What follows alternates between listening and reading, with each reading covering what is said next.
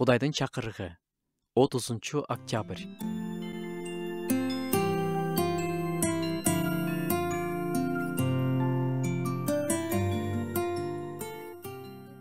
Кудайдын сөзү тирүү жана таасирдүү, кош мийиздүү ар кандай кылычтан курч.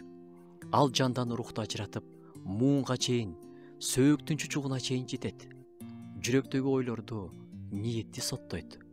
Библия бул жөн гана тарых жана эрежелердин китеби эмес. Кагаздын бетине түшүрүлгөн тамгалар гана эмес. Библия бул тирүү Кудайдын тирүү сөзү. Ал биздин жашообузда иштей ала турган күчү бар. Кудайдын сөзү тирүү болгондуктан, анын сөзү айтылганда сөзсүз бир нерсе болот.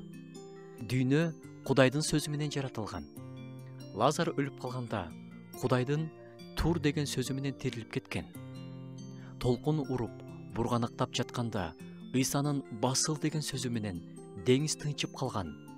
Ошол эле сөз бүгүн бизди тирилте алат, оңдой алат, өзгөртө алат. Кудайдын сөзү тирүү, ал өмүр алып келет. Ишеним менен Кудайдын сөзүн колго алганыбызда, ал иштей баштайт, сооротот, ашкерелейт, айыктырат, шыктандырат. Кудайдын сөзү таасирдүү, ал жөн гана маалымат эмес, анда күч бар. Өлүк кат эмес, жүрөктөрдү, акылдарды өзгөртүүчү Кудайдын куралы. Ал терең кирип, эч ким жете албаган жердегинин баарын сорттойт, ниеттерди текшерет, жаңылайт. Менин жашоомдогу Кудайдын сөзү канчалык деңгээлде окулуп жатат? Ишеним менен, моюн сунуу менен окуп туралы.